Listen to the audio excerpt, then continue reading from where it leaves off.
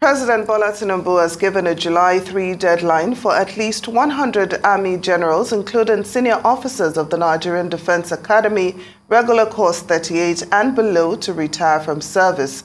The directive follows the appointment of new service chiefs by the President with the aim to uphold the tenets of the military profession, which values hierarchy and service discipline. The affected officers, including generals, brigadier generals, let me small thing, you know. Una good morning, good afternoon. I greet you according to your time. If it's your first time, you better follow this page, make you share this video. Comment, listen to the end. Most of them they hear and say, it already tell all the armies, but they una know. And so people go to talk say, something is going on, something is itching. That's the reason why I say, me everybody, my country people, it already give them days, oh. And the main reason why you want me there, come on for there. I don't want to talk too much. Watch this video, share this video. Hey.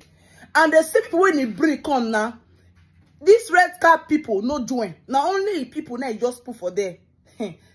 Our president is working. He's working. We'll watch this video together. This one's strong past me, my country people. President Bola Tinubu has given a July 3 deadline for at least 100 Army generals, including senior officers of the Nigerian Defense Academy, Regular Course 38 and below, to retire from service. The directive follows the appointment of new service chiefs by the President with the aim to uphold the tenets of the military profession, which values hierarchy and service discipline. The affected officers, including generals, brigadier generals, air vice marshals and admirals in the Nigerian Army, Air Force and Nigerian Navy, were directed to submit their retirement applications to their respective service headquarters before the deadline. The memo dated June 26, 2023 was signed by Major General Y. Yahaya on behalf of the new Chief of Defense Staff, Major General Christopher Musa. To have a conversation around this directive by the President is former Nigerian Air Force spokesman, Group Captain Sadiq Shehu, retired. Thank you so much for joining us on Newsday. Thank you very much. Now, I'm wondering, why this necessity to retire 100 military generals. What impact is it likely to have on our security architecture when we retire our trained military generals early due to political reasons? Well, thank you very much. Please permit me to make a little correction in the background story that you gave when you said Army generals. The retirement is going to cover Army, Air Force, and Navy. So you have generals in the Army, generals in the Navy, and generals in the Air Force.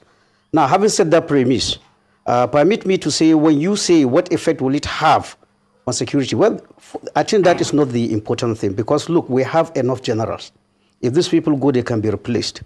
However, what is important to note is that it is not normal for a military anywhere in the world to, in one go, retire. You're talking about 100. By my own estimate, I have about 133 major generals in the Army, rear admirals in the Navy, and the air vice marshals in the Air Force. I have a number of close to 133 that are living. And we have to remember, this is not the first time. When the last set of service chiefs were retired, I think in 2022, I mean, when they were appointed, we had another batch of about 100 that left. Now, the issue here is, when you look at the money that is spent on training these people, whether it is foreign courses, courses here, the experience we are losing and the money we are wasting on these people and then telling them to go, it is not good for national economy. On the individual level, the problem we have with this, but I must put the premise that, look, a president and commander-in-chief, according to the constitutional requirement, I think section 217, he has the right to appoint service chiefs. And the constitution does not tie his hands that in appointing service chief, he must pick either the most senior or the middle senior or the most junior. It is completely within his right to do that. But President Bola Tinubu can admit a number of about 350 major generals across the services. So to be honest with you, his work was not even easy in picking his service chief. I think here is a problem that started long ago. We should not be having 350 major generals for the president to pick. The services themselves, either the services themselves or with the superintendents of the Ministry of Defense, should have pruned that number. And the pruning of number, since we joined the military, since NDA, they will tell you military is a pyramid. Military is a pyramid. We come, I'm a member of 35 regular course. We come about 100 or 200, I cannot remember. There will be, you know, some people will fall out even from the NDE, will become second lieutenant, then lieutenants, then captains. Now, to maintain that pyramid, the lower bottom of the military should be higher than the next higher level. What do I mean? Whether it is non-commissioned officers, you expect to have more privates than lance corporals. More lance corporals than corporals. It's the same thing with the officers' corps. You are supposed to have a large base of second lieutenants who come out of NDA in the Navy, in the Air Force, in the Army. As they progress into their second rank, that is full lieutenant, there it is almost automatic. Unless somebody dies or some very serious case, almost all the second lieutenants will make, you know, will make lieutenant rank. But from lieutenant rank, when you are moving to captain, that is where the process of filtering starts come. Probably you'll be looking like 80% of the lieutenants will make captain. From captain to major, you should make it such a way that from there you have like 70%. Towards the end, at the top end where everyone will call general, the ideal is that only 2, maximum 3% or 5% at the most will make generals. Now, what do we have in Nigeria? According to the research I made, there are some courses that since they went out of NDA, about 44% of them became major generals. This is not, you know, a good way of this. So I think the failure is having a well-coordinated modern military personnel management system. For every rank, you are going to be stricter, stricter, stricter, stricter.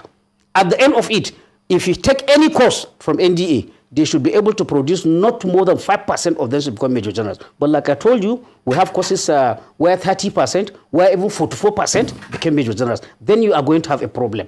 Now, if you follow that structure of military pyramid, whoever is the president and commander-in-chief, you have already, you know, given him a few number of top quality officers where he can make his choice. Like I said, a situation where a president comes and he has 350 major generals to pick, you have not helped him. So I think the problem is not made by the president himself, because again, like I said, the president, in fact, if you look at the literal meaning of section 217 on the appointment of service chiefs, as it is now, the president can even pick a colonel and say, this is my service chief, because his hand is not tied.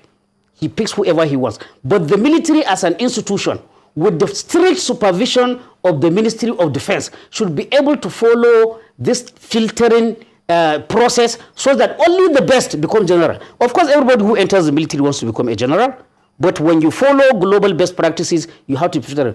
Now, that filter has not been working. That is the honest truth. For those of us that study these things, I think as far back as 2012, we noticed this tendency of promoting too many generals. Too many generals. Too many generals. Well, I know times are not like when I joined the military, but I remember in 1984 when I joined the military in Kaduna, you can hardly see, even as a military officer, you can hardly see a brigadier around. Hardly you can see a brigadier. But what do we have now? We have too many generals. And we have to listen to our elders. General Ishola Williams, as late back as 2020, he gave this warning that we are having too many generals and too few troops. So in the long run, it's the country that loses. Also, the officers that we are told to go, because again, we have another complication of what you call the harmonized terms and condition of service. What the harmonized terms and condition of service says is that it guarantees every officer a period of service for 35 years or 60 years of age. If you look at the officers that are left, they're all my juniors. I think the highest will be in their middle 50s. So the issue is that when you continue doing this, people will leave not really unprepared, but you know what the military promised them, they are not going to attain it. So it's a lose-lose situation for everybody. You lose a vibrant young man, they go home unprepared, and then you have a bloated military structure. What does a bloated military structure does? It costs a lot of money. Let's be honest with ourselves. There is no money you can pay a soldier for risking his life. Whatever you give a general after serving 30 years, he is worth it, because they go to the bush and stay awake while other people are sleeping. However, in order to be fair to the taxpayer, you should be able to produce only generals that are necessary to carry out the job. You don't just give general rank just because you want to favor somebody. Another issue I want the government to look at: what is this desperation about people being major general? It started recently. If you look at the salary structure of the services, as is usual, a lieutenant will earn higher than a second lieutenant, captain will higher than a lieutenant, and so on and so forth. But the gap is proportionate between this rank until you reach brigadier and major general and equivalent. There, the gap is almost about 3 times. So what does that? There's nobody who doesn't like money. There's nobody who doesn't like allowances. So what we have now is pressure being mounted on the services. A service knows that it needs only 50 major generals, but pressure from senators, pressure from traditional rulers, pressure from the chief's wife, pressure from everywhere.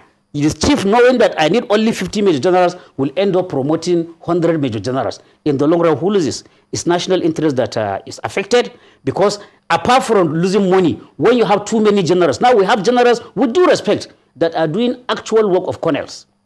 That is what we have. And it's because you have so, in fact, there are some that if they don't go to work for 1 week, nobody will even look for them, because they don't even have any specific work to do. But they are there to collect their salary and collect their allowances. So the government, what government needs to do, in essence, is to, inculcate proper modern military personnel management processes. Like I said, maintaining the pyramid. In fact, you have to go back up to NDA. How many cadets do you need to produce to arrive at the number of generals that you want? Then at every stage, you look at the attrition rate, and then you come and maintain that this thing. And I would like, what is happening again, which I have to point out, the filtering process, after the services have submitted their list for promotion, there is the Army Council, there is the Air Force Council, there is the Navy Board, with the Minister of Defense as chairman. Now, if there is support, if there's any overbloating of promotion, it is expected that the Army Council, the Air Force Council, or the Navy Board, the minister saying will say, look, I represent the federal government. People, I don't watch I finish. Hey God, hey God, even the ones who say never reach them to come out, all of them. Oh Diego, I beg, thanks for watching. I go sooner for the next one. I beg, share this video. If you know so you never share this video, share. I beg, me you react. This one's strong past me. Hey, things they my mouth to talk, they my feelings to say it, but I don't want to say. Don't say This God TV don't go. No problem. It be.